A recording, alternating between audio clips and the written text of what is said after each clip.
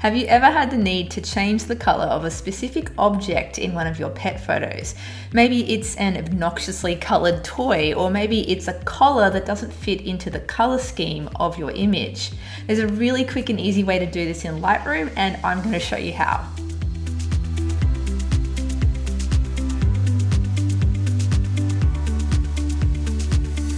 Hi, my name's Charlotte Reeves from Unleashed Education, and you've tuned into another Editing Toolbox video where we share a quick tip, trick, or technique to help make your pet photography editing life easier.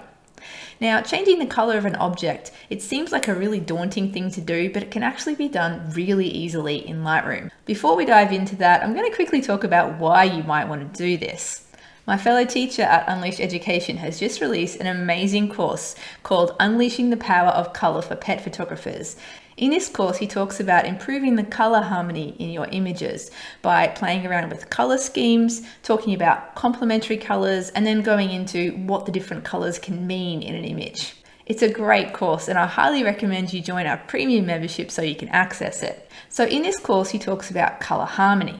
If you're editing an image and you notice that there's one particular color that sticks out, it ruins the color harmony of the image, but you can't really remove the object. There is another thing that you can do to improve the color harmony, and that is change the color of that particular object.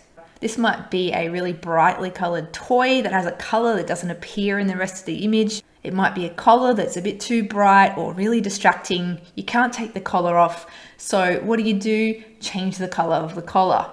So in this image here, it's not a collar that we have, it's a ball. And the ball is just kind of the wrong color to fit in with the general color scheme. We've got a complementary color scheme here. So we've got the oranges and yellows of the dogs, and then the blue of the water and the sky. Now that ball with its cute little legs poking out of the dog's mouth is purple, and that color doesn't really fit into the scene very well. It sort of messes up the color scheme. So if that color and the components that make up that color didn't appear anywhere else in the image, you would be able to just use the HSL panel here. And you would be able to just grab the little selector next to hue and then click on the ball and drag down. Now that would change that ball to more of a blue color, but it also affects the rest of the image. It sort of makes the blues more cyan. It's affecting the rest of the image, and there's no way we can restrict it to just a small part of the image in this particular panel. However, we do have masks in Lightroom, and they are super versatile and they come in really handy for a job like this. So I'm just going to zoom in on the ball here. Now, what we're going to create is a color range selection. So if we go up into the masking area, choose range and then color range. Now it's given us an eyedropper, and all we need to do is click on the image with the eyedropper. So it's given us a red overlay to show where that mask is, and it's kind of a little bit misleading because it's kind of changed the ball color. So the best way to see what's actually been selected here is go down to overlay mode. You can also access this up here, but I like doing it down here. Go down to overlay mode and change it to white on black. And you'll see that the white area is what has been selected by the color. Now, that's a pretty good selection. It's probably the best way to quickly and easily select that. So I'm going to change that back to color overlay. Now, so I can see a good starting point, I'm going to press O on the keyboard, which turns that overlay off, so I can see what color it's starting with. I would also like to be able to see the rest of the image here. So I'm just going to hold spacebar and click, and that allows me to zoom out when I'm in the masking area. Oh, and also don't worry about the crop of this image. I did actually fix the crop on the full one. I used another part of an image in there. But that actually brings me to an important point. You do want to be doing these color changes to the raw file. You don't want to wait until the image has left Lightroom, until you've converted it into a different file format, because in doing so, in changing it to a PSD, a TIFF, or a JPEG, you've actually thrown away a lot of color data that you can use to change the colors of things.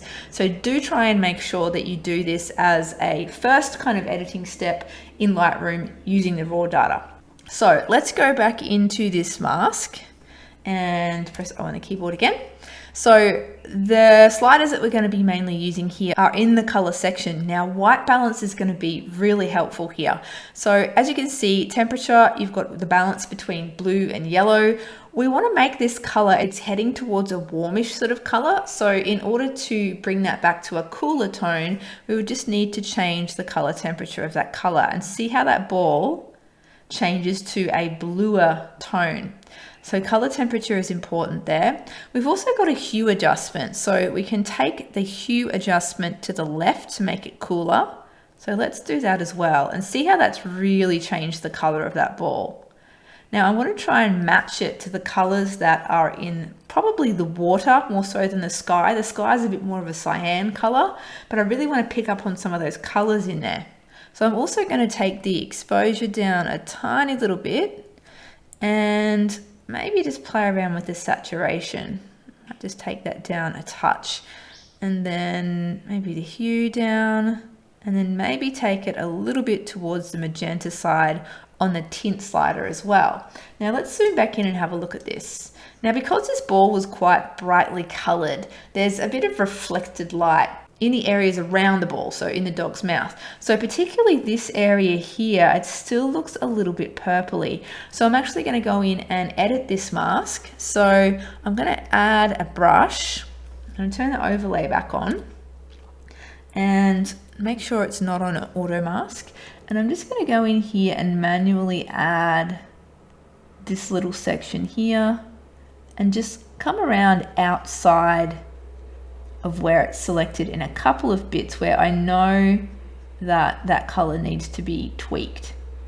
So probably around there is going to be good. I'll turn that overlay off again. And there we go. That looks pretty good, I think. So that's changed from this to this. So let's zoom out on the image. So that to that. We could possibly even tweak that a little bit more, take the saturation down a little bit, and maybe just take that exposure down a little bit to make it just a bit darker. I think that is a good result. So as you can see, super easy to do. You can do that to a toy, a ball, a collar. Where it gets a little bit trickier is when you've got multiple colors within the same object that you're trying to get rid of. In that case, it might be better to try and do this in Photoshop. Now, this kind of edit, it's probably not something you're going to do to the whole session. If you have a bunch of images of the dog playing with the ball, for example, all of these action photos were also taken with this same colored ball. Now, unless you want to go in and change the color of the ball in every single photo, it's probably best not to mess around with the color. I think it's just going to create more work for you. And also the color of the ball that you change it to might not suit the image if it's in a different scene with different colors. For example, this image here doesn't have all those blue colors. It's got more greens and browns and grays. Changing it to that blue color wouldn't make sense, but for consistency, it needs to be the same color for every single image in the session. So this is a sort of case where you might not actually change the color.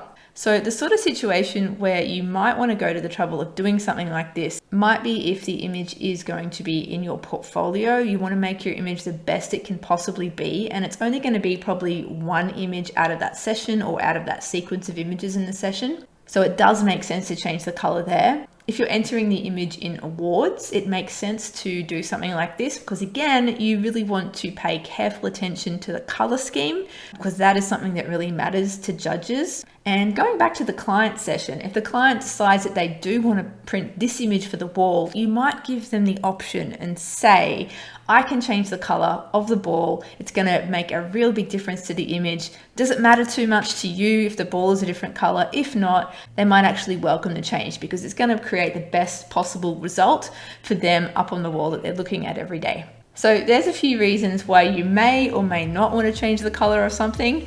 I hope that technique's been super helpful for you. It's another one you can add into your editing toolbox. And until next time, happy pet photography editing.